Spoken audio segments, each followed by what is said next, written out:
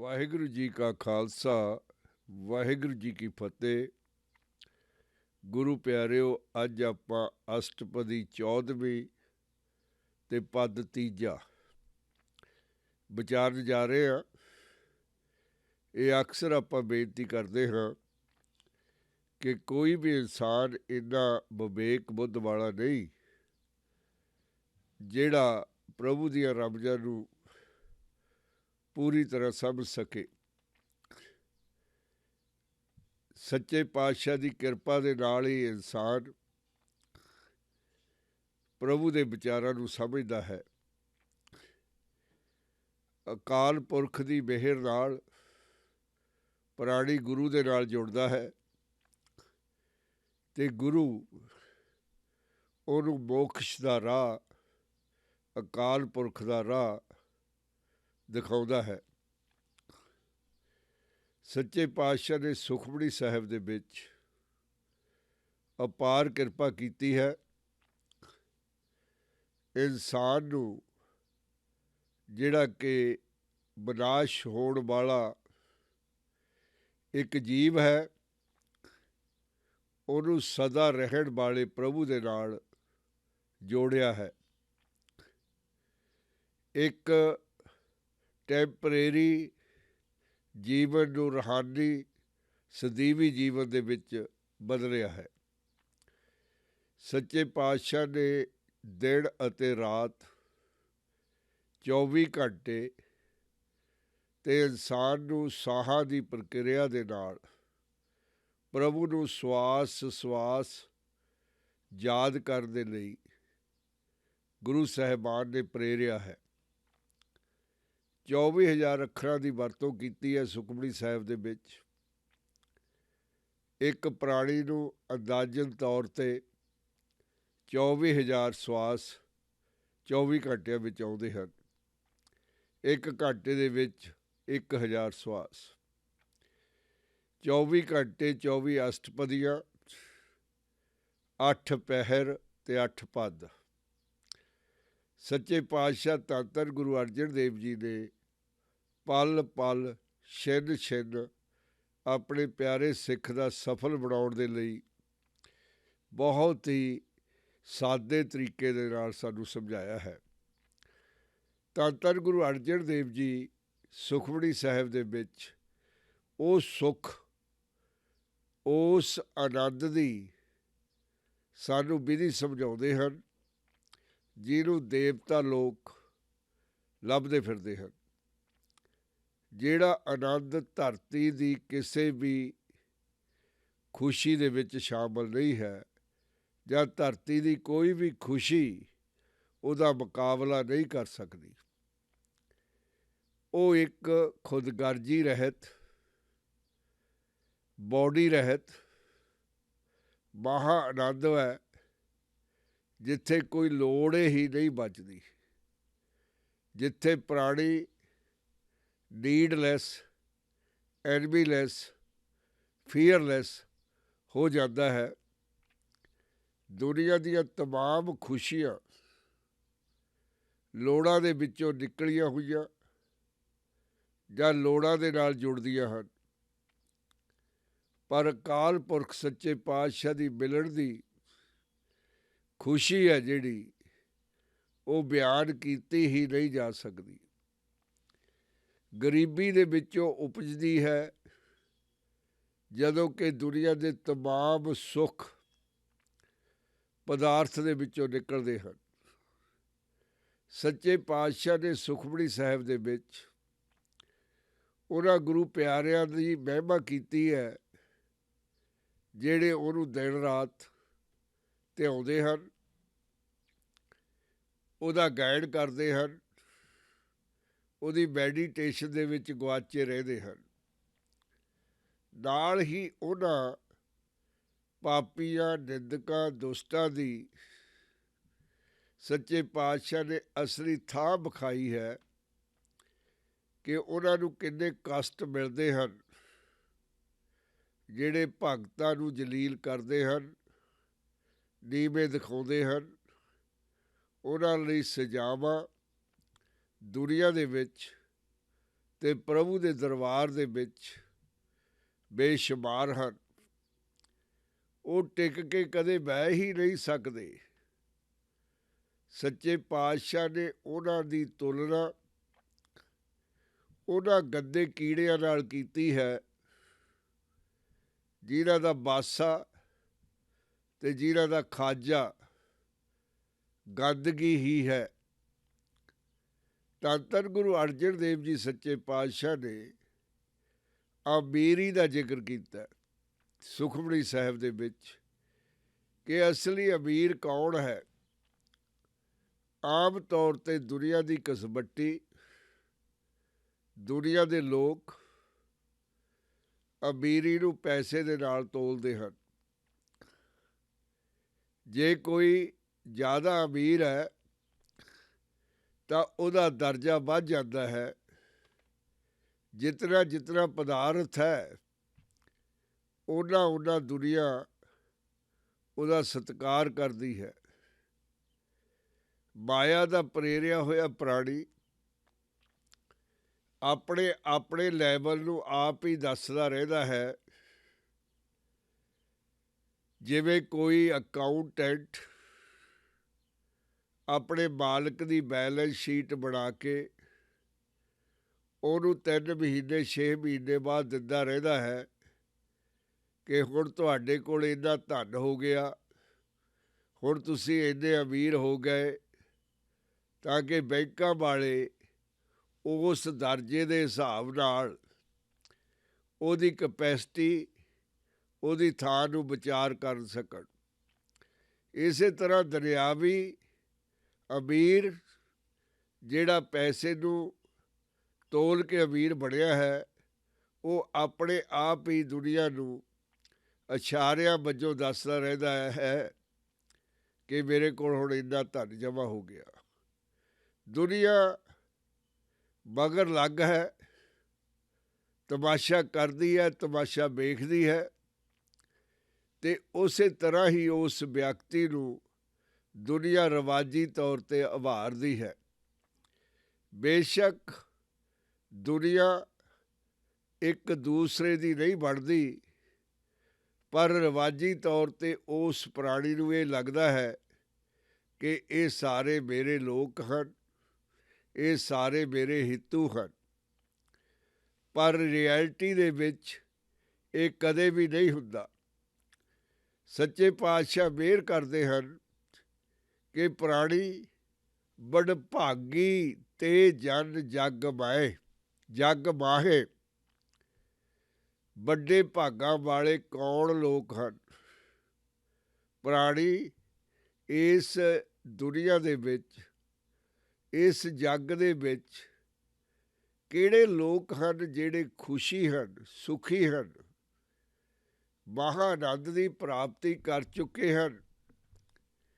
ਸੱਚੇ ਪਾਤਸ਼ਾਹ ਦਾ ਸਵਾਲ ਅਨੇਕਾਂ ਜਵਾਬਾਂ ਦੇ ਬਰਾਬਰ ਹੈ, ਸੱਚੇ ਜਵਾਬਾਂ ਦੇ ਬਰਾਬਰ ਹੈ। ਸਵਾਲ ਦੇ ਵਿੱਚ ਹੀ ਜਵਾਬ ਛੁਪਿਆ ਹੋਇਆ ਹੈ। ਵਡਭਾਗੀ ਤੇ ਜਨ ਜਗ ਮਾਹੇ। ਉਹ ਸੋਹਣੇ ਮੁਖੜਿਆਂ ਵਾਲੇ ਪ੍ਰੇਮੀ ਭਗਤ ਇਸ ਦੁਨੀਆ ਦੇ ਵਿੱਚ ਹਨ। ਸਦਾ ਸਦਾ ਹਰ ਕੇ ਗੁਣ ਗਾਏ, ਜਿਹੜੇ ਉਹਨੂੰ ਦਿਨ ਰਾਤ 24 ਘੰਟੇ ਸਿਮਰਦੇ ਹਨ, ਉਹਨੂੰ ਧਿਆਉਂਦੇ ਹਨ। ਪ੍ਰਾਣੀ ਉਹ ਵੱਡਿਆਂ ਭਾਗਾਂ ਵਾਲੇ ਹਨ। ਬੇਸ਼ੱਕ ਪਦਾਰਥ ਦੇ ਤੌਰ 'ਤੇ ਦੁਨੀਆ ਦੇ ਵਿੱਚ ਉਹਨਾਂ ਨੂੰ ਗਰੀਬ ਗਿਣਿਆ ਜਾਵੇ, ਉਹਨਾਂ ਦਾ ਮਜ਼ਾਕ ਉਡਾਇਆ ਜਾਵੇ, ਉਹਨਾਂ ਨੂੰ ਮਹਾਂ ਅਤ ਗਰੀਬ ਨੀਚ ਕਰਕੇ ਲੋਕ ਕਹਿੰਦੇ ਹੋਣ, ਪਰ ਗੁਰੂ ਦੀ ਦਰਗਾਹ ਦੇ ਵਿੱਚ, ਪ੍ਰਭੂ ਦੇ ਦਰਬਾਰ ਦੇ ਵਿੱਚ ਉਹਨਾਂ ਦਾ ਉੱਚਾ ਅਸਥਾਨ ਹੈ। ਉਹ ਉੱਚੇ ਹਨ, ਵੱਡੇ ਵੱਡੇ ਭਾਗਾਂ ਵਾਲੇ ਸਦੀਵੀ ਰੂਪ ਧਾਰਨ ਕਰ ਚੁੱਕੇ ਹਨ। ਦਰਅਸਲ ਪ੍ਰਭੂ ਆਪਣਿਆਂ 'ਤੇ ਇੰਨਾ ਪ੍ਰਸੰਨ ਹੁੰਦਾ ਹੈ ਇੰਨਾ ਖੁਸ਼ ਹੁੰਦਾ ਹੈ, ਉਹਨਾਂ ਨੂੰ ਆਪਣਾ ਰੂਪ ਬਖਸ਼ ਦਿੰਦਾ ਹੈ, ਆਪਣੇ ਵਰਗੇ ਹੀ ਬਣਾ ਲੈਂਦਾ ਹੈ, ਭੇਦ ਰਹਿਣ ਹੀ ਦਿੰਦਾ ਨਹੀਂ ਕੋਈ। ਸੱਚੇ ਪਾਤਸ਼ਾਹ ਧੰਨ ਧੰਨ ਗੁਰੂ ਅਰਜਨ ਦੇਵ ਜੀ ਉਹਨਾਂ ਭਗਤਾਂ ਦਾ ਸਥਾਨ ਪ੍ਰਭੂ ਦੇ ਬਰਾਬਰ ਹੀ ਦੱਸਦੇ ਹਨ ਕਿ ਪ੍ਰਭੂ ਦਾ ਅਤੇ ਉਹਨਾਂ ਦਾ ਕੋਈ ਫਰਕ ਨਹੀਂ ਹੈ। ਪ੍ਰਭੂ ਦਾ ਰੂਪ ਬਣ ਗਏ ਹਨ। ਰਾਮ ਨਾਮ ਜੋ ਕਰੇ ਵਿਚਾਰ, ਸੇ ਧਨਵੰਤ ਗਨੀ ਸੰਸਾਰ।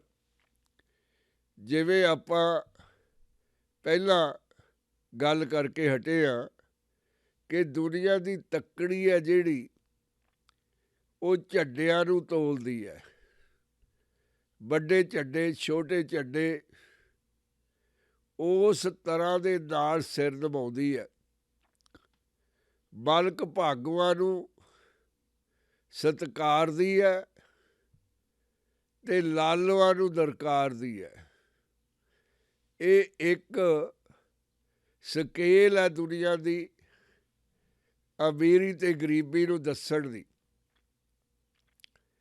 ਜਿਹੜੀ ਧਨ ਦੌਲਤ ਠੱਗੀ ਠੋਰੀ ਦੇ ਨਾਲ ਕਮਾਈ ਹੋਈ ਹੈ, ਉਹ ਦਸਾਂ ਨੌਹਾਂ ਦੀ ਕਿਰਤ ਨਹੀਂ ਹੋ ਸਕਦੀ। ਉਹ ਗਰੀਬਾਂ ਦਾ ਖੂਨ ਚੂਸਿਆ ਹੋਇਆ ਹੈ ਜਾਂ ਕਿਸੇ ਵੀ ਤਰੀਕੇ ਦੇ ਨਾਲ ਹੋਵੇ। ਧੰਨ ਧੰਨ ਗੁਰੂ ਨਾਨਕ ਦੇਵ ਜੀ ਨੇ ਉਹਨੂੰ ਮਜ਼ਲੂਮਾਂ ਦੀ ਰੱਤ ਦੇ ਬਰਾਬਰ ਦਰਸਾਇਆ ਹੈ। ਸੱਚੇ ਪਾਤਸ਼ਾਹ ਸਾਨੂੰ ਸਮਝਾਉਂਦੇ ਹਨ, ਜਿਹੜੇ ਪ੍ਰਭੂ ਦਾ ਨਾਮ ਵਿਚਾਰਦੇ ਹਨ, ਉਹਦਾ ਨਾਮ ਲੈਂਦੇ ਹਨ, ਰਾਮ ਨਾਮ ਜੋ ਕਰੇ ਵਿਚਾਰ, ਜਿਹੜੇ ਉਹਦੀ ਭਗਤੀ ਕਰਦੇ ਹਨ ਪਿਆਰਿਆ, ਉਹ ਅਮੀਰ ਹਨ, ਉਹ ਦੌਲਤਮੰਦ ਹਨ, ਧਨਵੰਤ ਹਨ, ਸੰਸਾਰ ਦੇ ਵਿੱਚ ਉਹ ਗਿਣੇ ਜਾਂਦੇ ਹਨ। ਆਹ ਝੂਠਾ ਸੰਸਾਰ ਹੈ ਜਿਹੜਾ, ਇਹਦੇ ਵਿੱਚ ਨਹੀਂ। ਉਹ ਦੁਨੀਆ ਜਿਹੜੀ ਭਗਤਾਂ ਦੀ ਦੁਨੀਆ, ਜਿਹੜੀ ਅਕਾਲ ਪੁਰਖ ਦੀ ਦੁਨੀਆ, ਉਹਦੇ ਵਿੱਚ ਉਹ ਰੁਤਬੇਵਾਨ ਹਨ। ਉਹ ਨੀਵੀਂ ਪਾ ਕੇ ਨਹੀਂ ਫਿਰਦੇ, ਸਗੋਂ ਗੌਰਵ ਦੇ ਵਿੱਚ ਪ੍ਰਭੂ ਦੀ ਹਾਜ਼ਰੀ ਦੇ ਵਿੱਚ ਭਗਤੀ ਕਰਦੇ ਹਨ। ਉਹਨਾਂ ਦਾ ਸਿਰ ਪ੍ਰਭੂ ਦੀ ਅਸ਼ੀਰਵਾਦ ਦੇ ਨਾਲ ਉੱਚਾ ਰਹਿੰਦਾ ਹੈ। ਮਨ ਤਨ ਮੁਖ ਬੋਲੇ ਹਰ ਮੁਖੀ, ਸਦਾ ਸਦਾ ਜਾਨੋ ਤੇ ਸੁਖੀ। ਮਨ ਬਹੁਤ ਤੇਜ਼ੀ ਨਾਲ ਦੌੜਦਾ ਹੈ। ਕਈਆਂ ਨੇ ਇਹਨੂੰ ਇੱਕ ਨਵੇਂ ਘੋੜੇ ਦੇ ਬਰਾਬਰ ਦੱਸਿਆ ਹੈ। ਇੰਨਾ ਚਟਪਟਾ ਹੈ ਮਨ, ਸਾਰੀਆਂ ਦਿਸ਼ਾਵਾਂ ਨੂੰ ਇੱਕੋ ਸਮੇਂ ਭੱਜਦਾ ਹੈ। ਇਹਦੇ ਸਮਝ ਦੇ ਵਿੱਚ ਰੰਗ ਬਰੰਗੀਆਂ ਜ਼ਿਆਦਾ ਆਉਂਦੀਆਂ ਹਨ, ਕਿਉਂਕਿ ਚੰਚਲ ਸੁਭਾਅ ਹੈ। ਤਨ ਮਨ ਦੇ ਪਿੱਛੇ ਲੱਗਦਾ ਹੈ, ਲਾਈ ਲੱਗ ਹੈ। ਜਿਵੇਂ ਮਨ ਕਹਿੰਦਾ ਹੈ, ਉਸੇ ਤਰ੍ਹਾਂ ਤਨ ਕਰਦਾ ਹੈ। ਜਿਵੇਂ ਜੀਭ ਹੈ, ਸ਼ਰਾਰਤੀ ਹੈ, ਸਰੀਰ ਦੇ ਸਾਰੇ ਅੰਗਾਂ 'ਚੋਂ ਸ਼ਰਾਰਤੀ ਅਤੇ ਸਿਆਣੀ ਹੈ, ਇਸੇ ਤਰ੍ਹਾਂ ਮਨ ਹੈ ਜਿਹੜਾ ਚੁਲਬੁਲਾ, ਦੌੜਨੇ ਵਾਲਾ, ਚਾਰੇ ਪਾਸੇ ਭੱਜਣੇ ਵਾਲਾ ਹੈ, ਅਤੇ ਤਨ ਮਗਰ ਲੱਗੂ ਹੈ। ਜਿੱਧਰ ਨੂੰ ਮਨ ਜਾਂਦਾ ਹੈ, ਉੱਧਰ ਨੂੰ ਅਵੱਸ਼ ਹੀ ਤਨ ਜਾਂਦਾ ਹੈ। ਸੱਚੇ ਪਾਤਸ਼ਾਹ ਕਹਿੰਦੇ, ਜਿਹੜੇ ਦੁਨੀਆ ਦੇ ਖਿੱਚਣ ਵਾਲੇ ਤੱਤ ਹਨ, ਉਹ ਮਨ ਨੂੰ ਭਾਉਂਦੇ ਹਨ। ਜਿੱਧਰ ਮਨ ਦੀ ਮੁਕਤੀ ਹੋਣੀ ਹੈ, ਉੱਧਰੋਂ ਮਨ ਦੌੜਦਾ ਹੈ, ਲੁਕਦਾ ਹੈ, ਭੱਜਦਾ ਹੈ। ਜਿਸ ਤਰ੍ਹਾਂ ਇੱਕ ਵਿਗੜਿਆ ਹੋਇਆ ਬੱਚਾ, ਸਪੋਇਲ ਹੋਇਆ ਸਟੂਡੈਂਟ ਛੋਟੀ ਅਵਸਥਾ ਦੇ ਵਿੱਚ ਹੀ ਸਕੂਲ ਵਿੱਚੋਂ ਦੌੜ ਜਾਂਦਾ ਹੈ, ਪੜ੍ਹਾਈ ਨਹੀਂ ਪੜ੍ਹਦਾ, ਪੂਰਾ ਸਮਾਂ ਆਉਣ 'ਤੇ ਘਰੇ ਆ ਜਾਂਦਾ, ਝੂਠ ਬੋਲਦਾ ਕਿ ਮੈਂ ਬੜੀ ਵਧੀਆ ਵਿੱਦਿਆ ਪ੍ਰਾਪਤ ਕਰਕੇ ਆਇਆ ਹਾਂ। ਮਾਂ ਪਿਓ ਉਹਦੇ ਝੂਠ ਨੂੰ ਸੱਚ ਕਰਕੇ ਮੰਨ ਲੈਂਦੇ ਹਨ। ਇਸੇ ਤਰ੍ਹਾਂ ਮਨ ਦਾ ਕੰਮ ਹੈ ਸ਼ਰਾਰਤਾਂ ਕਰਨਾ, ਮਾੜੇ ਪਾਸੇ ਦੇਖਣਾ, ਪ੍ਰਸਿੱਧੀ ਹਾਸਲ ਕਰਨੀ, ਸ਼ੇਖੀ ਮਾਰਨੀ। ਇਹ ਗੱਲਾਂ ਇਹਨੂੰ ਬਹੁਤ ਪਿਆਰੀਆਂ ਲੱਗਦੀਆਂ ਹਨ। ਪਰ ਸੱਚੇ ਪਾਤਸ਼ਾਹ ਧੰਨ ਧੰਨ ਗੁਰੂ ਅਰਜਨ ਦੇਵ ਜੀ ਮਨ ਦੀ ਅਸਲੀ ਅਵਸਥਾ, ਉਹਦੀ ਅਸਲੀ ਪੜ੍ਹਾਈ, ਮਨ ਦਾ ਟਿਕਾ ਜਿੱਥੇ ਹੁੰਦਾ ਹੈ, ਸਾਨੂੰ ਉਹ ਵਿਧੀ ਸਮਝਾਉਂਦੇ ਹਨ। ਮਨ ਤਨ ਮੁੱਖ ਬੋਲੇ, ਜਿਹੜਾ ਪ੍ਰਾਣੀ ਮਨੋਂ ਵੀ ਅਤੇ ਤਨੋਂ ਵੀ, ਮਨ ਦੇ ਵਿੱਚ ਜਿਹੜੀ ਗੱਲ ਉਪਜਦੀ ਹੈ, ਮਾੜੀ ਗੱਲ ਉਪਜਦੀ ਹੈ, ਉਹਨੂੰ ਰੋਕ ਦਿੰਦਾ ਹੈ। ਆਤਮਾ ਦੀ ਭੇਜੀ ਹੋਈ ਸਲਾਹ ਸੁਣ ਲੈਂਦਾ ਹੈ ਅਤੇ ਉਹ 'ਤੇ ਅਮਲ ਕਰਦਾ ਹੈ। ਇਸੇ ਤਰ੍ਹਾਂ ਤਨ ਲੱਗ ਜਾਂਦਾ ਹੈ, ਜੀਭ ਲੱਗ ਜਾਂਦੀ ਹੈ, ਰਸਨਾ ਲੱਗ ਜਾਂਦੀ ਹੈ, ਸਰੀਰ ਸਾਰਾ ਹੀ ਚੰਗੇ ਪਾਸੇ ਲੱਗ ਜਾਂਦਾ ਹੈ। ਜਿਹੜਾ ਇਸ ਤਰ੍ਹਾਂ ਕਰਦਾ ਹੈ, ਮਨ ਤਨ ਮੁੱਖ ਬੋਲੇ ਹਰ ਮੁਖੀ, ਜਿਹੜਾ ਹਰੀ ਦਾ ਨਾਮ ਉਚਾਰਨ ਕਰਦਾ, ਸ਼੍ਰੋਮਣੀ ਪ੍ਰਭੂ ਦਾ ਮੂੰਹ ਆਤਮਾ ਦੇਹ ਦੇ ਨਾਲ ਉਹਨੂੰ ਧਿਆਉਂਦਾ ਹੈ, ਸਦਾ ਸਦਾ ਜਾਨੋ ਤੇ ਸੁਖੀ। ਉਹ ਅਸਲੀ ਖੁਸ਼ ਹੈ, ਉਹ ਅਸਲੀ ਨਿਹਾਲ ਹੈ ਕਿ ਉਹਦੀ ਲੱਭ ਮੁੱਕ ਗਈ। ਉਹਨੇ ਕੀ ਲੱਭਣਾ ਦੁਨੀਆ 'ਚੋਂ, ਉਹਨੇ ਲੋਕਾਂ ਤੋਂ ਕੀ ਲੈਣਾ, ਕਿਹੜੀ ਨਮੈਸ਼ ਲਾਉਣੀ ਹੈ ਉਹਨੇ ਆਪਣੇ ਗਿਆਨ ਦੀ, ਧਨ ਕਿਹਨੂੰ ਦਿਖਾਉਣਾ, ਉਹਦਾ ਤਾਂ ਮੁੱਕ ਗਿਆ। ਸਾਰੇ ਦਾ ਸਾਰਾ ਲੱਭਣ ਦਾ ਝਮੇਲਾ, ਉਹਨੂੰ ਗੁਰੂ ਲੱਭ ਗਿਆ। ਉਹਦੇ ਅੰਦਰੋਂ ਹੀ ਗੁਰੂ ਬੋਲਦਾ ਹੈ ਅਤੇ ਹਮੇਸ਼ਾ ਹਮੇਸ਼ਾ ਦੇ ਲਈ ਉਹ ਦੁੱਖਾਂ ਦੇ ਬੰਧਨਾਂ ਦੇ ਵਿੱਚੋਂ ਨਿਕਲ ਗਿਆ, ਸੁੱਖਾਂ ਦੇ ਸੰਸਾਰ ਦੇ ਵਿੱਚ ਪ੍ਰਵੇਸ਼ ਕਰ ਗਿਆ। ਉਸ ਜਗ੍ਹਾ 'ਤੇ ਪਹੁੰਚ ਗਿਆ ਜਿੱਥੇ ਪਾਤਸ਼ਾਹਾਂ ਦਾ ਪਾਤਸ਼ਾਹ ਰਹਿੰਦਾ ਹੈ, ਜਿੱਥੇ ਉਹਦਾ ਸੁਖਾਸਣ ਹੈ, ਜਿੱਥੇ ਉਹਦਾ ਦਰਬਾਰ ਲੱਗਦਾ ਹੈ। ਉੱਥੇ ਇਸ ਦੁਨੀਆ ਦੇ ਗਰੀਬ ਨੂੰ, ਦੁਨੀਆ ਦੇ ਦਰਕਾਏ ਹੋਏ ਮਜ਼ਲੂਮ ਨੂੰ, ਨੀਚ ਨੂੰ ਐਡੀ ਵੱਡੀ ਪਦਵੀ ਮਿਲ ਗਈ, ਐਡਾ ਬੜਾ ਅਸਥਾਨ ਉਹਨੂੰ ਮਿਲ ਗਿਆ। ਏਕੋ ਏਕ ਏਕ ਪਛਾਨੈ, ਇਤ ਉਤ ਕੀ ਉਹ ਸੋਝੀ ਜਾਣੈ। ਇਤ ਤੇ ਉਤ, ਲੋਕ ਪਰਲੋਕ, ਆਹ ਦੁਨੀਆ ਜਿਹੜੀ ਮਰਨ ਵਾਲੀ ਦੁਨੀਆ, ਇਹ ਇਤ ਹੈ। ਜਿਹੜੀ ਸਦੀਵ ਹੀ ਹਮੇਸ਼ਾ ਰਹਿਣ ਵਾਲੀ ਦੁਨੀਆ, ਜਿੱਥੇ ਬੋਡੀਲੈਸ ਪ੍ਰਾਣੀ ਹੋ ਜਾਂਦਾ ਹੈ, ਪ੍ਰਭੂ ਦੇ ਚਰਨਾਂ ਦੇ ਵਿੱਚ ਉਹਦਾ ਨਿਵਾਸ ਹੈ, 24 ਘੰਟੇ ਮਹਾਂ ਆਨੰਦ ਦੀ ਪ੍ਰਾਪਤੀ ਹੈ, ਉਤ ਉਹ ਦੁਨੀਆ ਦਾ ਨਾਂ ਹੈ। ਜਿਹੜਾ ਪ੍ਰਾਣੀ ਇੱਕ ਨੂੰ, ਸਿਰਫ ਇੱਕ ਨੂੰ, ਅੱਜ ਕੱਲ੍ਹ ਰਿਵਾਜ ਹੈ, ਦਸਤੂਰ ਹੈ ਕਿ ਸਾਰਿਆਂ ਦਾ ਹੀ ਸਵਾਗਤ ਕੀਤਾ ਜਾਂਦਾ, ਸਾਰਿਆਂ ਨੂੰ ਹੀ ਮੰਨਿਆ ਜਾਂਦਾ ਹੈ। ਇਹ ਇਸ ਤਰ੍ਹਾਂ ਨਹੀਂ ਹੋ ਰਿਹਾ ਕਿ ਇਨਸਾਨ ਦਾ ਹਿਰਦਾ ਬੜਾ ਵਿਸ਼ਾਲ ਹੋ ਗਿਆ, ਸਗੋਂ ਇਸ ਕਰਕੇ ਹੋ ਰਿਹਾ ਕਿ ਪ੍ਰਾਣੀ ਦਾ ਹਿਰਦਾ ਬੜਾ ਕੰਗਾਲ ਹੋ ਗਿਆ, ਕਿਸੇ 'ਤੇ ਭਰੋਸਾ ਕਰਦਾ ਹੀ ਨਹੀਂ, ਸਾਰਿਆਂ ਨੂੰ ਇੱਕੋ ਸਮੇਂ ਮੰਨਦਾ ਹੈ। ਜਿਹੜਾ ਮੰਨਣ ਵਾਲਾ ਹੈ ਉਹਦੇ ਬਾਰੇ ਜਾਣਨਾ ਹੀ ਨਹੀਂ ਚਾਹੁੰਦਾ। ਸੱਚੇ ਪਾਤਸ਼ਾਹ ਮਿਹਰ ਕਰਦੇ ਹਨ ਕਿ ਜਿਹੜਾ ਨਾਨਕ ਦਾ ਇੱਕ ਓਂਕਾਰ ਸਤਿਨਾਮ ਹੈ, ਜੇ ਉਹਨੂੰ ਕੋਈ ਪਛਾਣ ਲਵੇ, ਏਕੋ ਏਕ ਏਕ ਪਛਾਣੇ, ਜੇ ਉਹਨੂੰ ਕੋਈ ਲੱਭ ਲਵੇ, ਜਿਹੜਾ ਗੁਰੂ ਨਾਨਕ ਨੇ 13 ਬਾਦ ਪਾਇਆ, ਵੇਈ ਨਦੀ ਦੇ ਵਿੱਚ ਡੁੱਬ ਕੇ ਆਪਣੇ ਆਪ ਨੂੰ ਖਤਮ ਕਰਕੇ, ਉਹਦਾ ਰੂਪ ਬਣ ਕੇ ਨਾਨਕ ਨੇ ਜਿਹੜੀ ਜੁਗਤ ਦੁਨੀਆ ਨੂੰ ਦੱਸੀ ਹੈ, ਉਹ ਇੱਕ ਦੀ ਹੈ, ਜਿਹਦਾ ਕੋਈ ਆਕਾਰ ਨਹੀਂ ਹੈ। ਜਿਹੜਾ ਇਹ ਭੇਦ ਨੂੰ ਸਮਝ ਜਾਂਦਾ ਹੈ, ਇਸ ਗੱਲ ਦੀ ਸੋਝੀ ਉਹਨੂੰ ਪੈ ਜਾਂਦੀ ਹੈ, ਉਹਨੂੰ ਦੋਨਾਂ ਜਹਾਨਾਂ ਦਾ ਪਤਾ ਲੱਗ ਜਾਂਦਾ ਹੈ। ਉਹਨੂੰ ਆਉਣ ਵਾਲਿਆਂ ਦਾ ਵੀ ਪਤਾ ਹੈ ਕਿ ਕਿੰਨੇ ਲਾਈਨਾਂ 'ਚ ਲੱਗੇ ਹੋਏ ਹਨ, ਸਰੀਰ ਲੱਭਦੇ ਹਨ, ਬੌਡੀਆਂ ਦੀ ਤਲਾਸ਼ ਦੇ ਵਿੱਚ ਹਨ, ਮਾਤਾ ਦੇ ਗਰਭ ਦੇ ਵਿੱਚ ਆਉਣਾ ਚਾਹੁੰਦੇ ਹਨ, ਇਨਸਾਨੀ ਜਾਮਾ ਪਾਉਣਾ ਚਾਹੁੰਦੇ ਹਨ, ਤਾਂ ਕਿ ਪ੍ਰਭੂ ਨੂੰ ਮਿਲਣ ਦੀ ਆਸਾ ਬਣ ਜਾਵੇ। ਸੱਚੇ ਪਾਤਸ਼ਾਹ ਮਿਹਰ ਕਰਦੇ ਹਨ ਕਿ ਉਹ ਦੋ ਜਹਾਨਾਂ ਦਾ ਬਾਲੀ ਅਕਾਲ ਪੁਰਖ ਸਿਰਫ ਤੇ ਸਿਰਫ ਉਹੀ ਇਹ ਵਿਧੀ ਨੂੰ ਜਾਣਦਾ ਹੈ। ਪਰ ਕਿਉਂਕਿ ਉਹ ਆਪਣਿਆਂ ਨੂੰ ਪਿਆਰ ਇੰਨਾ ਜ਼ਿਆਦਾ ਕਰਦਾ ਹੈ, ਉਹਨਾਂ ਉੱਤੇ ਬਲਿਹਾਰਿਆ ਜਾਂਦਾ ਹੈ। ਇਹ ਇਤ ਓਤ ਕੀ ਬਾਤ ਹੈ ਜਿਹੜੀ ਪ੍ਰਭੂ ਉਹਨਾਂ ਨੂੰ ਸਮਝਾ ਦਿੰਦਾ ਹੈ। ਏਕੋ ਏਕ ਏਕ ਪਛਾਣੈ, ਇਤ ਉਤ ਕੀ ਉਹ ਸੋਝੀ ਜਾਣੈ।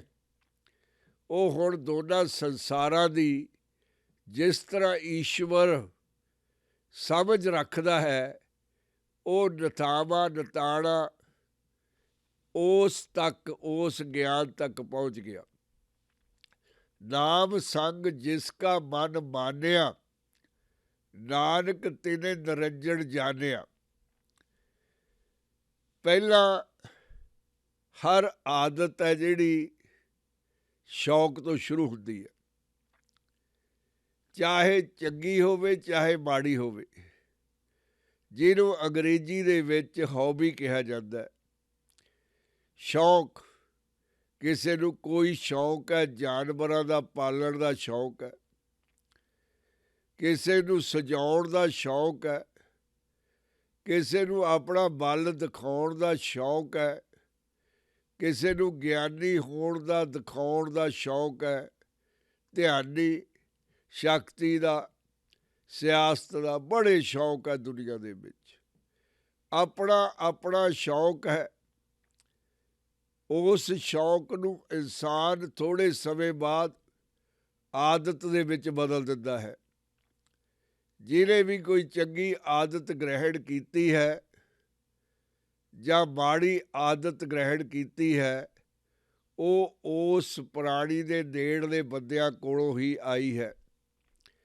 ਜੇ ਚੰਗੇ ਹਨ ਤਾਂ ਚੰਗੀ ਆਦਤ ਬਣ ਗਈ, ਜੇ ਮਾੜੇ ਹਨ ਤਾਂ ਫਸ ਗਿਆ। ਸੱਚੇ ਪਾਤਸ਼ਾਹ ਮਿਹਰ ਕਰਦੇ ਹਨ ਕਿ ਜਿਨ੍ਹਾਂ ਨੇ ਨਾਮ ਦਾ ਸੰਗ, ਉਹਦੇ ਉੱਤੇ ਡੁੱਲਣ ਵਾਲਿਆਂ ਦਾ ਸੰਗ ਕਰ ਲਿਆ, ਪਿਆਰਿਆਂ ਦਾ, ਦੁਲਾਰਿਆਂ ਦਾ, ਪ੍ਰਭੂ ਦਿਆਂ ਦਾ, ਉਹਨਾਂ ਉੱਤੇ ਉਹਦਾ ਯਕੀਨ ਵੱਜ ਗਿਆ। ਨਾਮ ਸੰਗ ਜਿਸ ਕਾ ਮਨ ਮਾਨਿਆ, ਐਕਸੈਪਟ ਕਰ ਲਿਆ ਉਹਨੇ ਵੀ ਇਹ ਗੱਲ ਠੀਕ ਹੈ। ਇਸ ਧਰਤੀ ਨੂੰ ਚਲਾਉਣ ਵਾਲਾ ਅਕਾਲ ਪੁਰਖ ਹੀ ਹੈ, ਉਹਦੀ ਰਜ਼ਾ ਦੇ ਨਾਲ ਸਾਰਾ ਕੁਝ ਚੱਲ ਰਿਹਾ ਹੈ, ਪੱਤਾ ਵੀ ਨਹੀਂ ਹਿਲਦਾ। ਉਹਦੀ ਵਡਿਆਈ, ਉਹਦੀ ਸੋਭਾ ਅਚਰਜ ਹੈ। ਜਿਹਦੇ ਦਿਮਾਗ 'ਚ ਇਹ ਗੱਲ ਪੈ ਗਈ, ਨਾਨਕ ਤਿਨੇ ਨਿਰੰਜਣ ਜਾਣਿਆ, ਉਹਨੇ ਦੁਨੀਆ ਨੂੰ ਚਲਾਉਣ ਵਾਲਾ ਪਵਿੱਤਰ ਪੁਰਖ ਸਮਝ ਲਿਆ, ਜਿਹੜਾ ਕਿ ਸੱਚਮੁੱਚ ਉਹਦੇ ਵਿੱਚੇ ਹੀ ਵੱਸਦਾ ਹੈ। ਪਰ ਉਹਦਾ ਮਨ ਮੰਨਣ ਦੇ ਲਈ ਤਿਆਰ ਨਹੀਂ ਸੀ। ਸਾਧੂਆਂ ਦੇ ਸੰਗ, ਨਾਮ ਦਾ ਅਸਰ ਉਹਦੇ ਉੱਤੇ ਮਿਹਰ ਕਰ ਗਿਆ ਦਾਤੇ ਦੀ, ਤੇ ਉਹ ਦਾਤੇ ਦਾ ਰੂਪ ਹੀ ਬਣ ਗਿਆ। ਨਿਰੰਜਣ ਨੂੰ ਉਹਨੇ ਪਾ ਲਿਆ ਤੇ ਨਿਰੰਜਣ ਨੂੰ ਜਾਣ ਲਿਆ। ਇਹ ਉਹਦੀ ਕਿਰਪਾ ਸਦਕੇ ਹੀ ਹੋਇਆ ਹੈ। ਪ੍ਰਾਣੀ ਆਪਣਾ ਕਰਤੱਵਿਆ ਕਰਦਾ ਹੈ, ਕਰੀ ਜਾਂਦਾ ਹੈ, ਕਰੀ ਜਾਂਦਾ ਹੈ, ਪਰ ਮਿਲਦਾ ਉਹਦੀ ਮਿਹਰ ਨਾਲ ਹੈ। ਜਦੋਂ ਵੀ ਉਹਨੇ ਡੁੱਲਣਾ ਹੈ, ਇਨਸਾਨ ਨੂੰ ਪ੍ਰਾਪਤੀ ਉਦੋਂ ਹੋਣੀ ਹੈ। ਇਨਸਾਨ ਕਦੇ ਵੀ ਇਹ ਸ਼ੇਖੀ ਨਹੀਂ ਮਾਰ ਸਕਦਾ ਕਿ ਮੈਂ ਪ੍ਰਭੂ ਨੂੰ ਪਾ ਲਿਆ। ਜੇ ਇਨਸਾਨ ਇਸ ਤਰ੍ਹਾਂ ਕਹਿੰਦਾ ਹੈ ਤਾਂ ਪ੍ਰਭੂ ਦਾ ਨਰਾਦਰ ਹੁੰਦਾ ਹੈ, ਕਿਉਂਕਿ ਇਨਸਾਨ ਬੜਾ ਛੋਟਾ ਹੈ। ਪ੍ਰਭੂ ਨੂੰ ਪਾਉਣ ਦੀ ਉਹਦੇ ਵਿੱਚ ਸਮਰੱਥਾ ਨਹੀਂ। ਹਾਂ, ਨਾਮ ਜਪਣ ਦੀ, ਉਹਦੇ ਰੰਗ ਦੇ ਵਿੱਚ ਰੰਗਣ ਦੀ, ਉਹਦੀ ਭਗਤੀ ਦੀ, ਅਕਾਲ ਪੁਰਖ ਦੀ ਜੁਗਤ, ਗੁਰੂ ਦੀ ਸੇਧ ਨਾਲ ਉਹ ਇਹ ਭੇਦ ਜਾਣ ਸਕਦਾ ਹੈ। ਗੁਰੂ ਪਿਆਰਿਓ, ਆਪਾਂ ਇਸੇ ਪਦ ਨੂੰ 14ਵੀਂ ਅਸ਼ਟਪਦੀ ਦੇ 3 ਪਦ ਨੂੰ ਸੱਚੇ ਪਾਤਸ਼ਾਹ ਦੀ ਮਿਹਰ ਦੇ ਨਾਲ ਅੰਗਰੇਜ਼ੀ ਦੇ ਵਿੱਚ ਵਿਚਾਰੀਏ। ਵਡਭਾਗੀ ਤੇ ਜਨ ਜਗ ਮਾਹੇ, very fortunate, lucky people in this world are those who ever and ever chant God's glory. They always lost remembering Lord. There is nobody more important to them than God. Sada sada har ke gun gaye. Always, always, ever and ever, they remember God's name. They get delightment. They get energy when they chant. Sometimes they don't know where they are. They even don't know they are hungry. They don't understand they are thirsty. They get so much mega power, mega energy from Lord's name. Ram Naam jo kare vichar, se dhanvant gani sansar. Whoever think about God, they meditate Lord's name and are depending on Him. They are really wealthy. They are really rich people. The rich people in this world are usually given position with the Maya, with the money, with the wealth, with the material. But Dhan Guru Arjan Dev Ji is giving us the secret that in reality those people are very poor. More padarth you get, more money you get. More money you get, more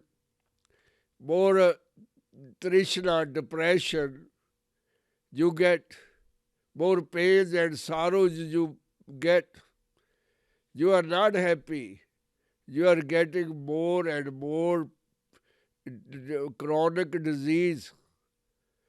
Guru Arjan Dev Ji are giving us the advice that real rich person is who chant God's name and remember Him.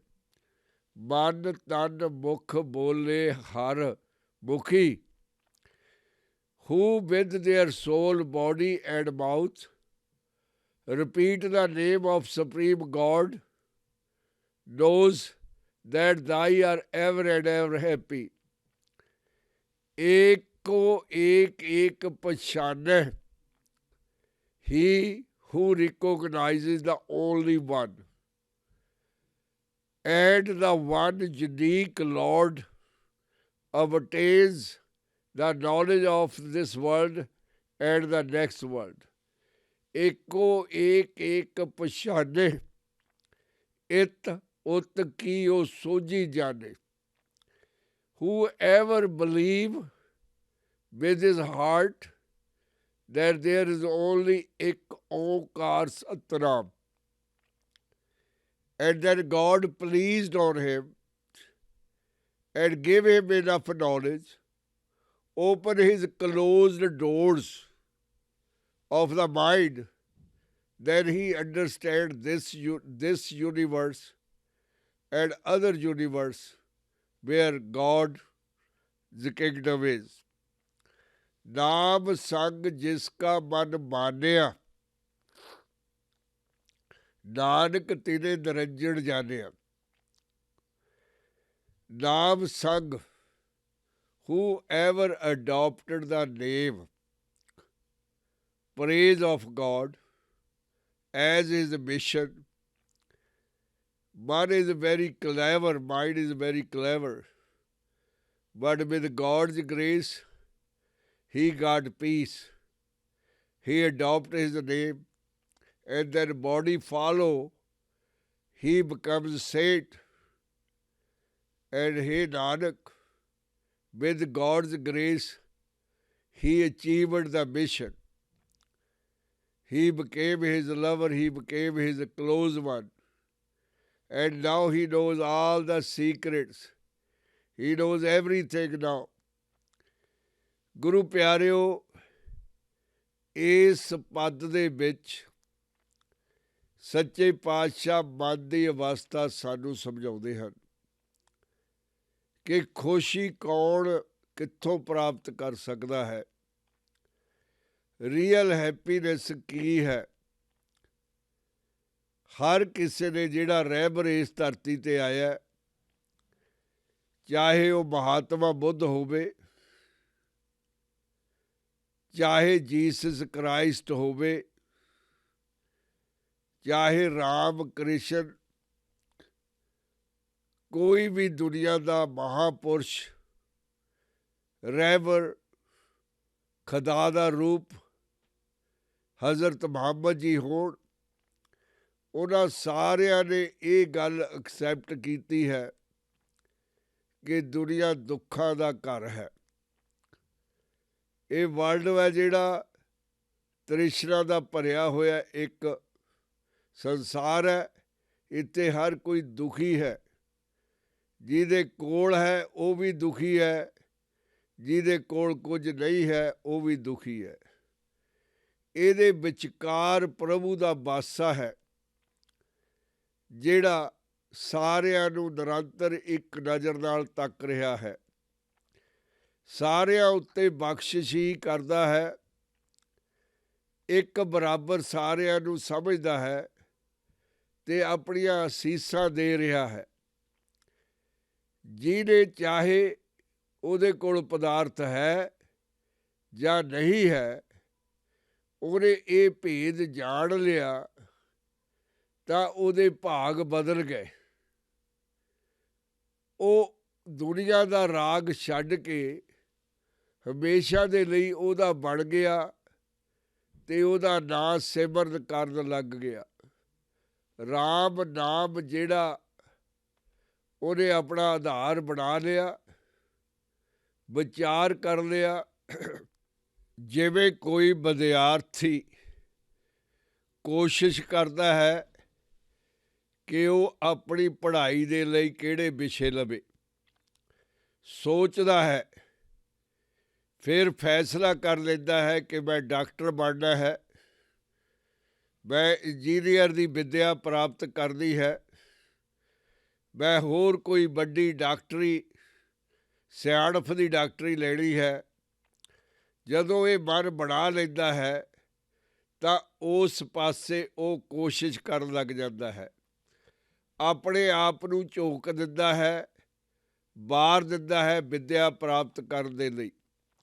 ਇਸੇ ਤਰ੍ਹਾਂ ਇਨਸਾਨ ਇੱਕ ਵਿਦਿਆਰਥੀ ਹੈ ਜਿਹੜਾ ਇਹ ਮਨ ਬਣਾ ਲੈਂਦਾ ਹੈ ਕਿ ਹੁਣ ਮੇਰਾ ਆਧਾਰ ਪ੍ਰਭੂ ਹੈ, ਮੈਂ ਪ੍ਰਭੂ ਦਾ ਹੀ ਨਾਂ ਲੈਣਾ ਹੈ, ਮੈਂ ਹੋਰ ਕਿਸੇ ਵਿਸ਼ਵਾਸ ਨਹੀਂ ਕਰਦਾ। ਜੋ ਕੁਝ ਬਣਾਇਆ ਹੋਇਆ ਇੱਕ ਨੇ ਹੀ ਬਣਾਇਆ ਹੋਇਆ ਹੈ ਅਤੇ ਤਨ ਮਨ ਧਨ ਨਾਲ ਉਹ ਹਮੇਸ਼ਾ ਉਹਦੀ ਭਗਤੀ ਕਰਦਾ ਹੈ। ਫਿਰ ਪ੍ਰਭੂ ਉਹਦੇ ਉੱਤੇ ਡੁੱਲ ਜਾਂਦਾ ਹੈ, ਪ੍ਰਭੂ ਉਹਨੂੰ ਆਪਣਾ ਬਣਾ ਲੈਂਦਾ ਹੈ। ਉਹਨੂੰ ਆਪਣੀ ਈਗੋ ਖਤਮ ਕਰਨ ਦੇ ਲਈ ਆਪਣੇ ਆਪ ਨੂੰ ਪੂਰਨ ਸਮਰਪਣ ਕਰਨ ਦੀ ਲੋੜ ਹੈ। ਰਤੀ ਭਰ ਵੀ ਹੰਕਾਰ ਉਹਦੇ ਕੀਤੇ ਕਿਰਾਏ ਉੱਤੇ ਪਾਣੀ ਫੇਰ ਦਿੰਦਾ ਹੈ। ਵੱਡੇ ਵੱਡੇ ਭਗਤਾਂ ਦੇ ਨਾਲ ਇਹ ਵਾਪਰਿਆ ਹੈ। ਬਹੁਤ ਨੇੜੇ ਜਾ ਕੇ ਫਿਰ ਥੱਲੇ ਡਿੱਗ ਪੈਣਾ ਤਰਾਸਗੀ ਹੈ। ਸੱਚੇ ਪਾਤਸ਼ਾਹ ਮਿਹਰ ਕਰਦੇ ਹਨ ਕਿ ਵਿਚਾਰ ਕਰ ਪ੍ਰਾਣੀ, ਤੂੰ ਹੈ ਹੀ ਨਹੀਂ, ਤੂੰ ਕੁਝ ਵੀ ਨਹੀਂ ਹੈ। ਜੋ ਕੁਝ ਹੈ ਉਹ ਸੰਸਾਰ ਦੇ ਵਿੱਚ ਪ੍ਰਭੂ ਹੀ ਹੈ। ਤੂੰ ਉਹਨੂੰ ਇੱਕ ਨੂੰ ਪਛਾਣ ਲੈ, ਫਿਰ ਤੇਰੇ ਉੱਤੇ ਉਹ ਮਿਹਰ ਕਰੇਗਾ। ਤੇਰਾ ਕੋਈ ਜ਼ੋਰ ਨਹੀਂ, ਤੇਰੀ ਬੇਨਤੀ ਹੈ, ਤੇਰੇ ਉੱਤੇ ਉਹ ਡੁੱਲ ਪੈਂਦਾ ਹੈ, ਟੁੱਟ ਪੈਂਦਾ ਹੈ। ਫਿਰ ਤੈਨੂੰ ਉਹ ਜਿਹੜਾ ਤੂੰ ਸੋਚ ਵੀ ਨਹੀਂ ਸਕਦਾ, ਜਿਹੜਾ ਤੇਰੇ ਮਨ ਦੇ ਵਿੱਚ ਵੀ ਮੰਗ ਨਹੀਂ ਹੈ, ਉਹ ਕੁਝ ਦੇ ਦਿੰਦਾ ਹੈ ਤੇ ਸਦਾ ਸਦਾ ਦੇ ਲਈ ਤੈਨੂੰ ਇਸ ਜਨਮ ਮਰਨ ਦੇ ਬੰਧਨ ਚੋਂ ਕੱਢ ਲੈਂਦਾ ਹੈ। ਹਮੇਸ਼ਾ ਦੇ ਲਈ ਆਪਣੇ ਚਰਨਾਂ ਦੇ ਵਿੱਚ ਤੈਨੂੰ ਜਗ੍ਹਾ ਦੇ ਕੇ ਆਪਣਾ ਬਣਾ ਲੈਂਦਾ ਹੈ। ਸੱਚੇ ਪਾਤਸ਼ਾਹ ਮਿਹਰ ਕਰਦੇ ਹਨ ਕਿ ਜਿਹਨੇ ਭਗਤਾਂ ਦਾ ਸੰਗ, ਨਾਮ ਦਾ ਸੰਗ ਪ੍ਰਾਪਤ ਕਰ ਲਿਆ, ਉਹਨੇ ਸਾਖਸ਼ਾਤ ਪ੍ਰਭੂ ਨੂੰ ਜਾਣ ਲਿਆ। ਇਦੋਂ ਅੱਗੇ ਕੁਝ ਬਚਦਾ ਹੀ ਨਹੀਂ,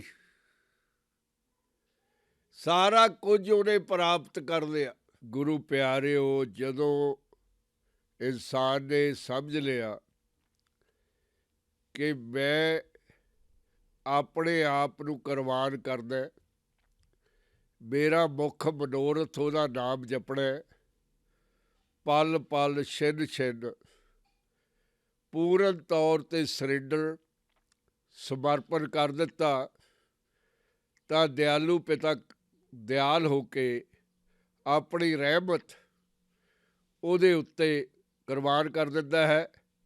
ਆਪਣਾ ਹੀ ਉਹਨੂੰ ਰੂਪ ਦੇ ਕੇ ਸਵਾਰ ਦਿੰਦਾ ਹੈ, ਗਲਵੱਖੜੀ ਪਾ ਲੈਂਦਾ ਹੈ ਅਤੇ ਹਮੇਸ਼ਾ ਦੇ ਲਈ ਉਹਨੂੰ ਦਰਿਆਵੀ ਦੁੱਖਾਂ 'ਚੋਂ ਕੱਢ ਕੇ ਇੱਕ ਇਲਾਹੀ ਸੁੱਖ ਪ੍ਰਦਾਨ ਕਰ ਦਿੰਦਾ ਹੈ।